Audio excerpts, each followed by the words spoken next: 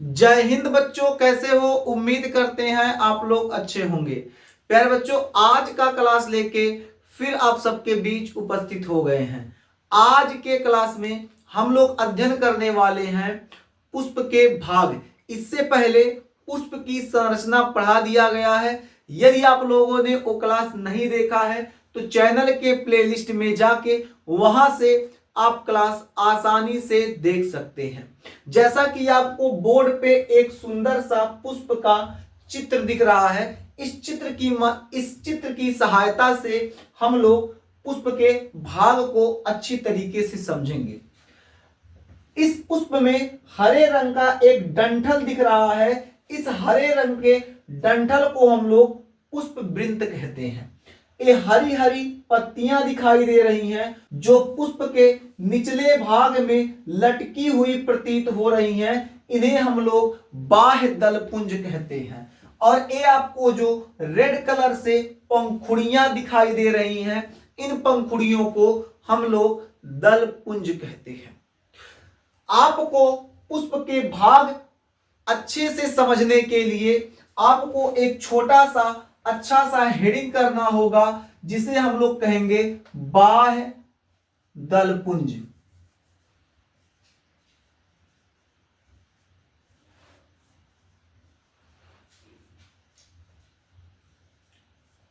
बाह्य दलपुंज को इंग्लिश में कैलिक्स बोलते हैं।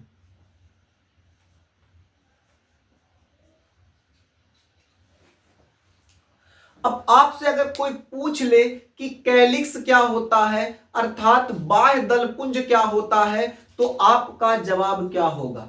ये जो पुष्प का सबसे बाहरी प्रथम चक्र होता है, यानी सबसे बाहर स्थित भाग होता है, इसी को हम लोग बाह्य दलपुंज बोलते हैं। यानी अगर बात करें बाह्य दलपुंज की, तो पुष्प का सबसे बाहरी प्रथम चक्र बाह्य दलपुंज अर्थात कैलिक्स कहलाता है। इसको आप लोग नोट कर लीजिए, ठीक है। साथ साथ आप लोग लिखते रहिए ताकि आपका जो नोट्स है बेहतर बनता रहे। तो क्या लिखेंगे?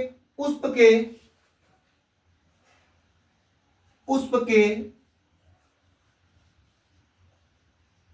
सबसे बाहरी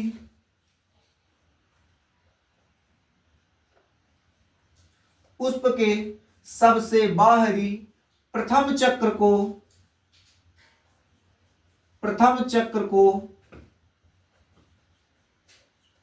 पुष्प के सबसे बाहरी प्रथम चक्र को बाह्य दलपुंज कहते हैं।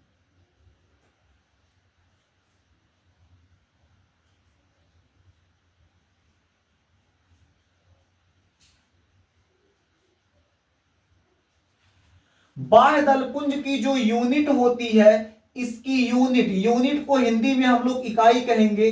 तो बाह्य दलपुंज की जो यूनिट होती है, इसकी यूनिट को हम लोग सेपल यानी बाह्य दल बोलेंगे।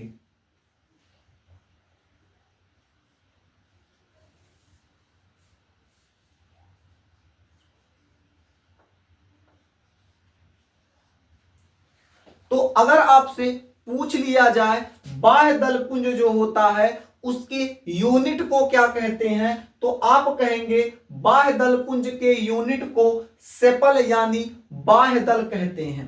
अब कहेंगे बाह्य दलपुंज की यूनिट क्या?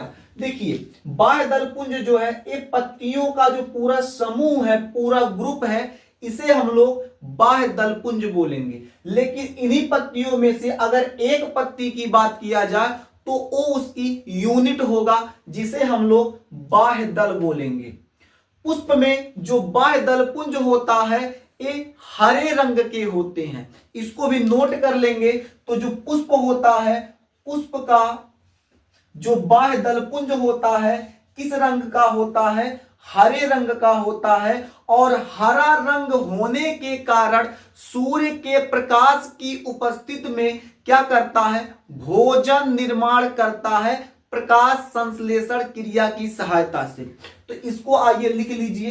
ये जो आपका बाह्य दलपुंज होता है वो किस रंग का होता है? हरे रंग का। तो लिखेंगे ए प्रायः हरे रंग के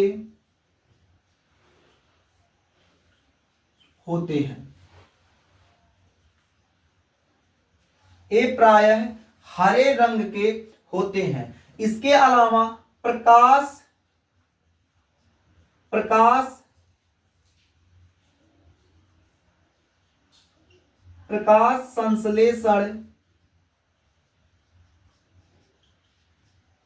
संश्लेषण क्रिया द्वारा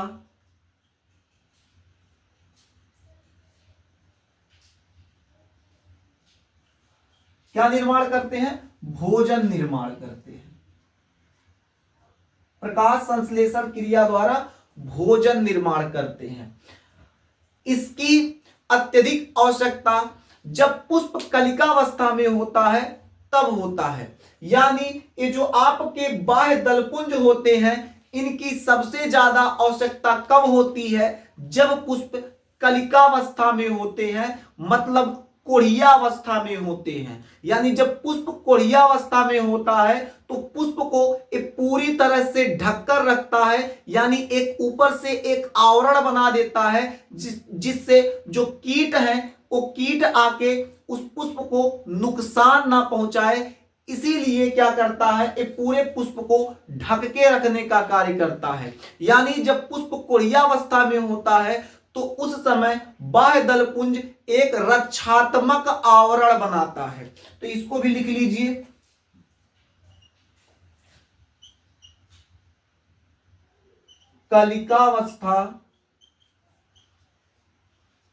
कलिकावस्था में यह एक रक्षात्मक आवरण बनाता है। ठीक है, अब हम लोग क्या पढ़ेंगे? अब हम लोग पढ़ेंगे दलपुंज। अभी आप लोग बाह्य दलपुंज पढ़ रहे थे जिसमें आपको बता दिया गया यह पुष्प का प्रथम चक्र होता है। इसकी यूनिट को सेपल यानी बाह्य दल कहते हैं। ये प्रायः हरे रंग के होते हैं। प्रकाश संश्लेषण क्रिया द्वारा ये भोजन का निर्माण करते हैं। कलिकावस्था में यह क्या करते हैं? रक्षात्मक आवरण बनाते हैं, मतलब उसको ढक के रखते हैं, उसकी सेफ्टी प्रदान करते हैं, रक्षा करते हैं। अब आप लोग हेडिंग कीजिए दलपुंज।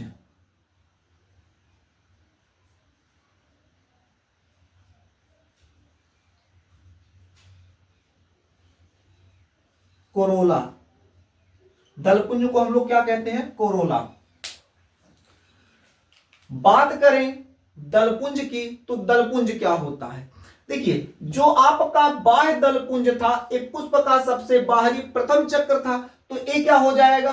पुष्प का द्वितीय चक्र। यानी अगर आपसे पूछ लिया जाए दलपुंज क्या होता है, तो पुष्प का द्वितीय चक्र दलपुंज कहलाता है। नोट कर लीजिए इसे भी। पुष्प का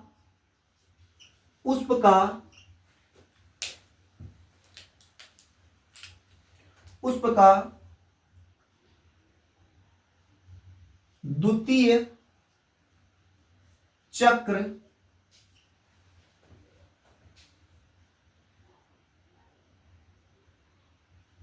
दलपुंज कहलाता है।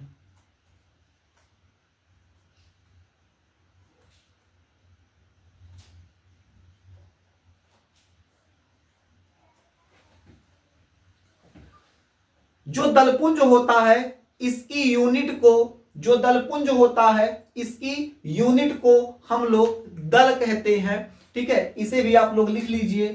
तो जो दलपुंज होता है उसकी यूनिट को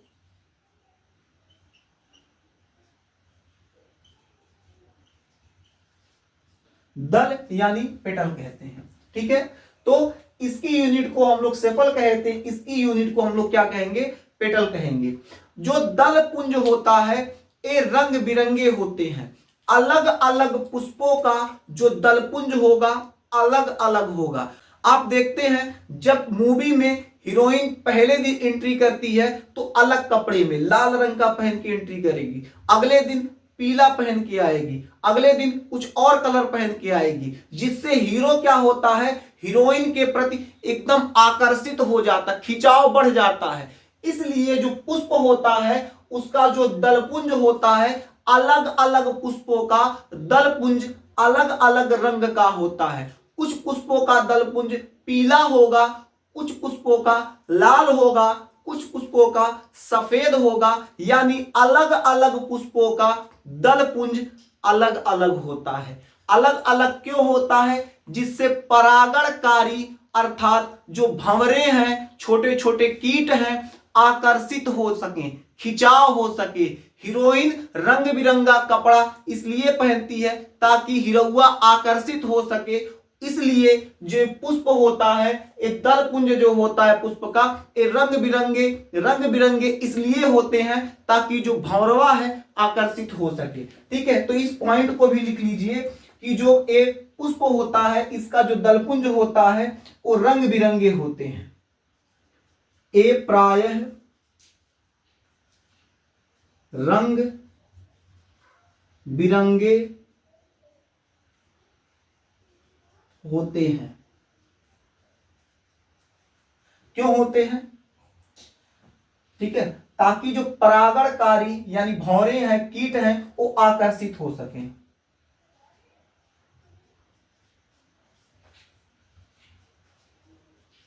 परागणकारियों को आकर्षित करने के लिए, परागणकारियों को आकर्षित करने के लिए। इसके अलावा दलपुंज जो होता है उसमें क्या होता है? गंध उपस्थित होता है। अलग अलग पुष्पों में अलग अलग प्रकार से गंध उपस्थित होते हैं, रंग के साथ गंध भी होता है। ठीक है, तो यहां ये भी लिख लीजिए, इसमें गंध उपस्थित होता है।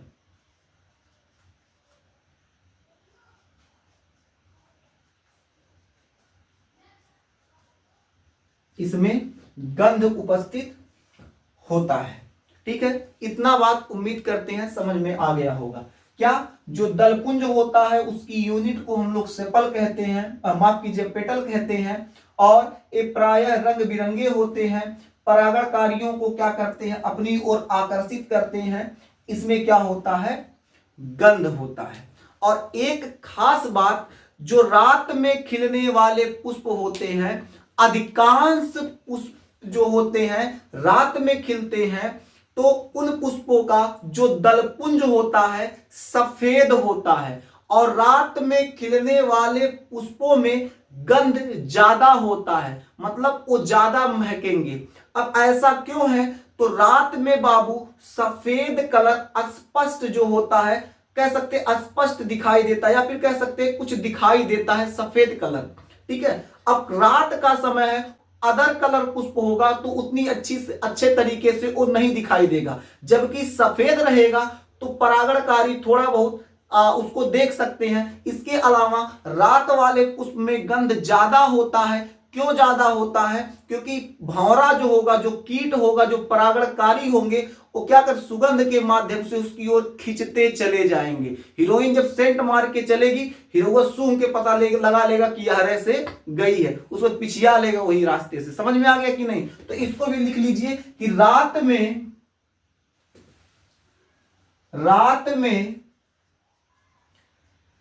खिलने वाले,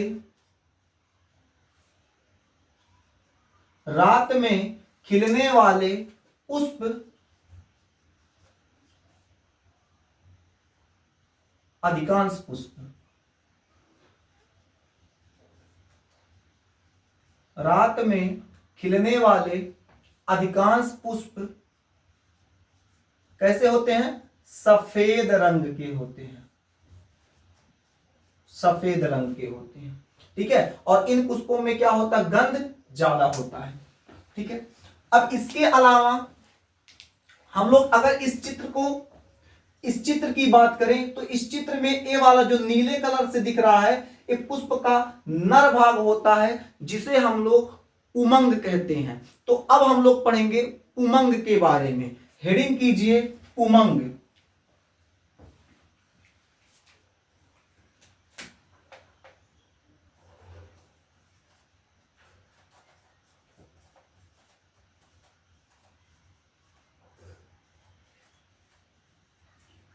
एंड्रोसियम। उमंग। देखिए ये जो पुष्प का ये जो नर भाग होता है इसे हम लोग उमंग कहते हैं और इसकी यूनिट को हम लोग पुंकेसर कहते हैं। तो जो पुमंग होता है उमंग के यूनिट को हम लोग क्या कहते हैं, पुंकेसर कहते हैं। सबसे पहले पुमंग का डिफिनेशन जान लेते हैं कि क्या होता है। तो पुष्प का तीसरा चक्र क्या कहलाता है, पुमंग कहलाता है। इसको आप लोग नोट कर लीजिए। देखिए पहला चक्र, दूसरा चक्र, तीसरा चक्र। तो पुष्प का तीसरा चक्र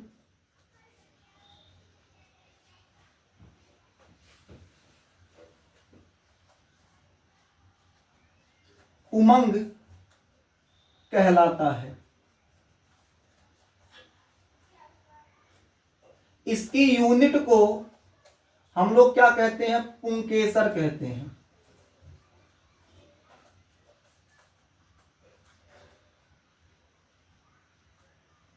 स्टेमन, इसकी यूनिट को हम लोग क्या कहते हैं, पुंकेसर स्टेमन कहते हैं। अब हम लोग क्या करते हैं, एक पुंकेसर को यहां से उठाते हैं। चलिए यहां से हम लोग क्या करते हैं, एक पुंकेसर को यहां से तोड़ लिए और तोड़ के यहां से निकाल लिए और हम लोग यहां बनाते हैं एक पुंकेसर को।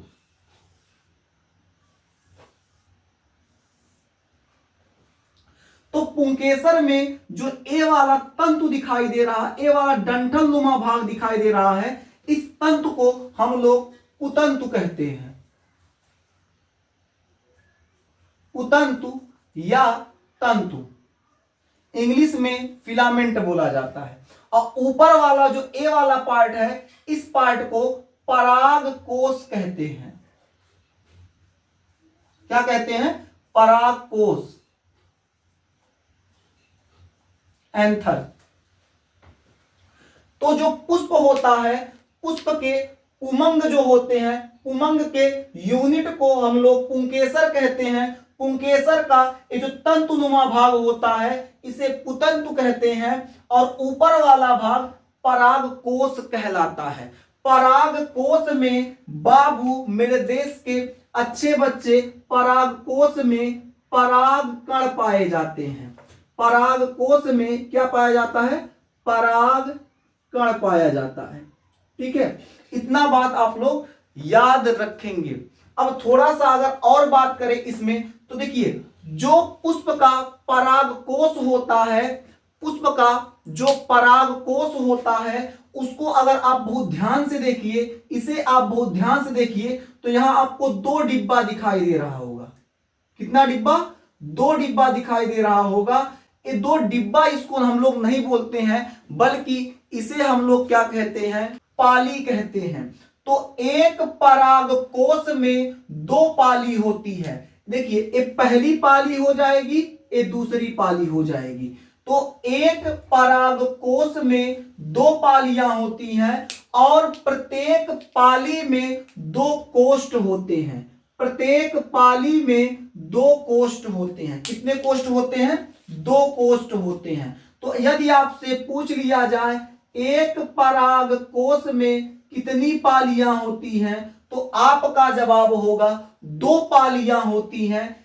एक पाली में कितने कोष्ठ होते हैं, तो आपका जवाब होगा एक पाली में दो कोष्ठ होते हैं, एक दो, एक दो। और पूरा एक परागकोश में कुल 4 कोष्ठ होते हैं। प्रत्येक कोष्ठ में लघु बीजाणु धानी उपस्थित होती है, यानी एक परागकोश में 4 लघु बीजाणु धानी उपस्थित होती है।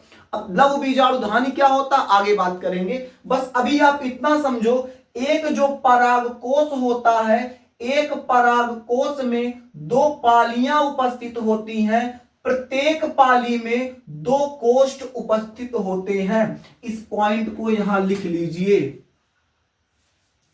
तो पॉइंट क्या लिखेंगे, ये जो आपका परागकोश में दो पालियां,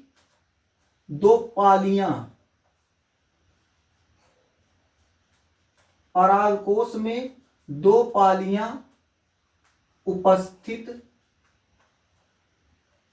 होता है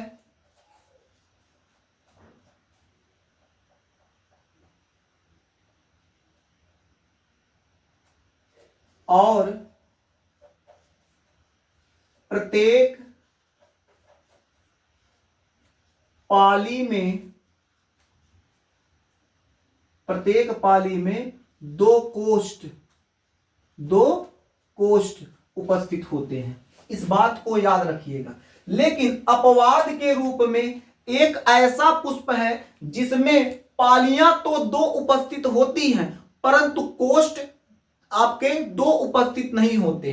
तो ऐसे पुष्प का नाम है मालवेसी। यानी मालवेसी का जो पुष्प होता है उस पुष्प में क्या है, दो पालियां उपस्थित होती हैं परंतु उसमें दो कोष्ठ नहीं उपस्थित होते। तो आप इसको अपवाद के तौर पे लिखेंगे। अपवाद यहां लिख देते हैं। अपवाद में क्या आता है, मालवेसी का पुष्प। तो मालवेसी के पुष्प में क्या होता है, एक कोष्ठीय क्या होते हैं, एक कोष्ठी होते हैं, द्विकोष्ठी नहीं होते। यानी इसमें दो कोष्ठ उपस्थित नहीं होता। किसमें, मालवेसी के पुष्प में। बाकी जितने भी पुष्प होते हैं सभी पुष्पों में क्या होता है, जो परागकोश होते हैं उसमें दो पालियां उपस्थित होती हैं। प्रत्येक पाली में दो कोष्ठ उपस्थित होते हैं। लेकिन मालवेसी इसके विपरीत होता है। मालवेसी का पुष्प इसके विपरीत होता है। उम्मीद करते हैं इतनी चीजें आपको समझ में आ गई होंगी। अब हम लोग क्या पढ़ेंगे, पुष्प का मादा भाग। पुष्प का मादा भाग एक बीच वाला भाग होता है जिसे हम लोग जायांग कहते हैं। जिसे हम लोग क्या कहते हैं, जायांग कहते हैं। हम इस चित्र को हटाते हैं, इसके जगह पे जायांग लिखते हैं। तो जायांग क्या है, ये जो पुष्प का ये जो बीच वाला पार्ट है, इस पूरे पार्ट को पुष्प का मादा भाग यानी जायांग कहेंगे। ठीक है, इसे हम लोग हटा के यही लिखने का प्रयास करते हैं। अब आप लोग हेडिंग कर लेंगे क्या, जायांग।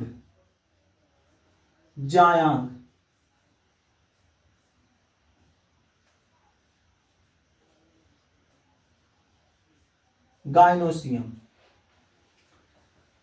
पुष्प का जो जायांग होता है एक पुष्प के मादा भाग का प्रतिनिधित्व करता है। कहने का मतलब यह है कि जो पुष्प का जायांग होता है ये मादा भाग को प्रदर्शित करता है। यानी पुष्प का एक मादा भाग होता है।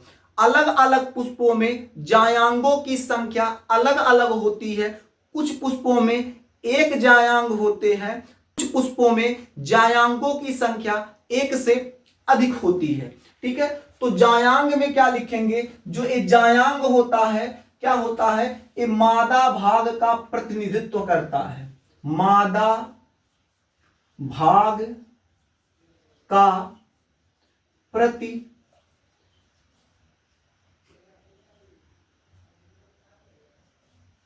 प्रतिनिधित्व करता है। इसके अलावा जायांग जो होता है इसकी यूनिट को हम लोग स्त्री केसर कहते हैं। ठीक है, अभी आपको जब नर भाग पढ़ाए थे तो इसके यूनिट को पुंकेसर यानी स्टेमन कह रहे थे, और जायांग जब पढ़ा रहे हैं तो यहां आप लोग याद रखिएगा इसकी यूनिट को स्त्री केसर कहते हैं, पिस्टिल कहते हैं। आगे बात करें, जो एक जायांग होता है, जायांग में आप देखेंगे कुछ इस प्रकार से बनाया गया था।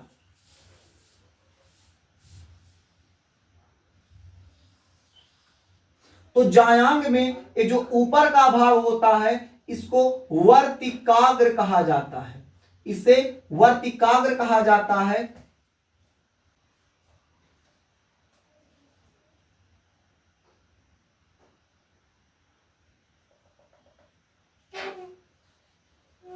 स्टिग्मा, यानी ऊपर का जो छत्रनुमा भाग ये दिखाई दे रहा है, इस छत्रनुमा भाग को वर्तिकाग्र यानी स्टिग्मा कहते हैं, और ये जो बीच वाला भाग होता है इसे वर्तिका कहा जाता है, स्टाइल।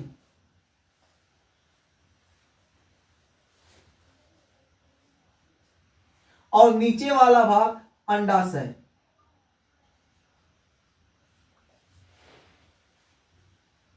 ओवरी।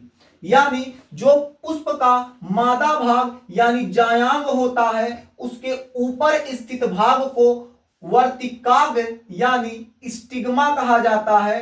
ये जो बीच वाला भाग होता है इसे स्टाइल कहते हैं, और ये नीचे वाला भाग होता है अंडाशय यानी ओवरी कहते हैं। और ये पूरा भाग क्या करता है, इस पूरे भाग को हम लोग जायांग कहते हैं, जायांग कहते हैं।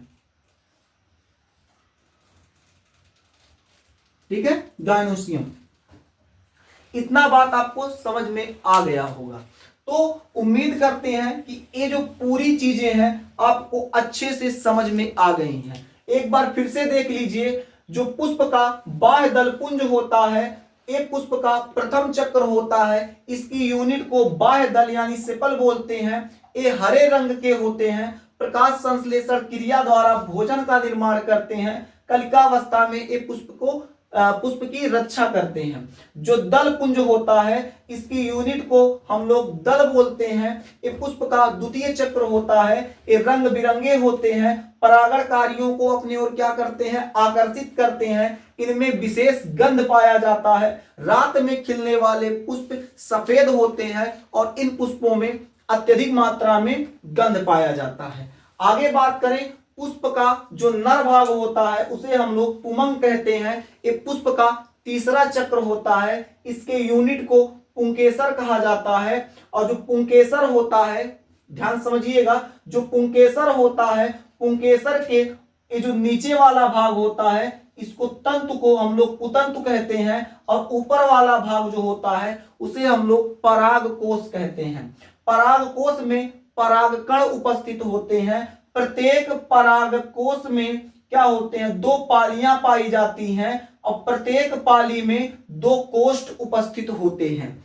इसके अलावा अगर हम लोग बात करें आगे जायांग की, तो एक पुष्प का मादा भाग होता है, इसकी यूनिट को स्त्री केसर यानी पिस्टिल कहते हैं। और एक पूरा आपका जायांग है, जायांग के ऊपर छत्रनुमा भाग जो फैला हुआ भाग है उसको हम लोग वर्तिकाग्र यानी स्टिग्मा बोलते हैं। बीच वाले भाग को स्टाइल यानी वर्तिका बोलते हैं। नीचे जो फूला हुआ भाग है, ये जो उभरा हुआ फूला हुआ भाग है, इसे हम लोग अंडाशय बोलते हैं। इसी अंडाशय में बीजांड का निर्माण होता है। यही अंडाशय आगे चलकर जब फूलकर रसीला हो जाता है तो फल का निर्माण करता है।